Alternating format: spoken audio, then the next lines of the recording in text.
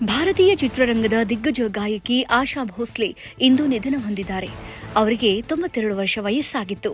ನಿನ್ನೆಯಷ್ಟೇ ತೀವ್ರ ಉಸಿರಾಟದ ಸಮಸ್ಯೆ ಮತ್ತೆ ಎದೆನೋವಿನಿಂದ ಮುಂಬೈನ ಬ್ರೀಚ್ ಕ್ಯಾಂಡಿ ಆಸ್ಪತ್ರೆಗೆ ದಾಖಲಾಗಿದ್ದರು. ಅವರನ್ನ ತೀವ್ರ ನಿಗಾ ಘಟಕದಲ್ಲಿಟ್ಟು ಚಿಕಿತ್ಸೆ ನೀಡಲಾಗುತ್ತಿತ್ತು. ಚಿಕಿತ್ಸೆಗೆ ಸ್ಪಂದಿಸದ ಅವರು ಇಂದು ಮಧ್ಯಾಹ್ನದ ವೇಳೆಗೆ ನಿಧನ ಹೊಂದಿದ್ದಾರೆ.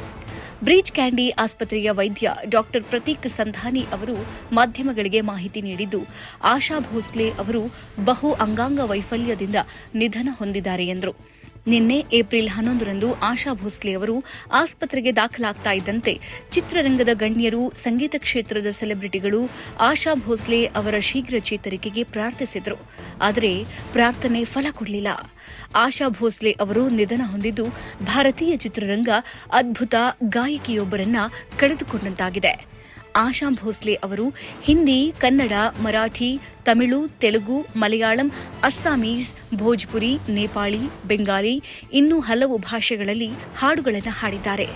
ಗಾಯನಕ್ಕೆ 2 ರಾಷ್ಟ್ರ ಪ್ರಶಸ್ತಿ ಸೇರಿದಂತೆ ಏಷ್ಯಾ ನೈಟಿಂಗೇಲ್, ಲತಾ ಮಂಗೇಶ್ಕರ್ ಪ್ರಶಸ್ತಿ, ಹಲವಾರು ಫಿಲ್ಮ್ಫೇರ್ ಪ್ರಶಸ್ತಿಗಳನ್ನು ಪಡೆದಿದ್ದರು. ಆಶಾ ಅವರ ಹಾಡುಗಳು 3 ಬಾರಿ ಪ್ರತಿಷ್ಠಿತ ಗ್ರಾಮಿಗೆ ನಾಮಿನೇಟ್ ಸಹ ಆಗಿದ್ವು. ಸುಮಾರು 1 ಲಕ್ಷಕ್ಕೂ ಹೆಚ್ಚು ಹಾಡುಗಳನ್ನು ಅವರು ರೆಕಾರ್ಡ್ ಮಾಡಿದ್ದಾರೆ ಎನ್ನಲಾಗಿದೆ. ಆಶಾ ಭೋಸ್ಲೆ ಅವರು ಭಾರತದ ಲೆಜೆಂಡರಿ ಗಾಯಕಿ, ಭಾರತ ರತ್ನ ಪುರಸ್ಕೃತ ಲತಾ ಮಂಗೇಶ್ಕರ್ ಅವರ ಸಹೋದರಿ. ಆಶಾ ಭೋಸ್ಲೆ ಅವರಿಗೆ 3 ಮಕ್ಕಳು. ಖ್ಯಾತ ಗಾಯಕಿ ಆಗಿರುವ ಜೊತೆಗೆ ಉದ್ಯಮಿಯೂ ಆಗಿದ್ದ ಆಶಾ ಭೋಸ್ಲೆ ಅವರು ರೆಸ್ಟೋರೆಂಟ್ ಉದ್ಯಮವನ್ನೂ ಸಹ ಹೊಂದಿದ್ರು.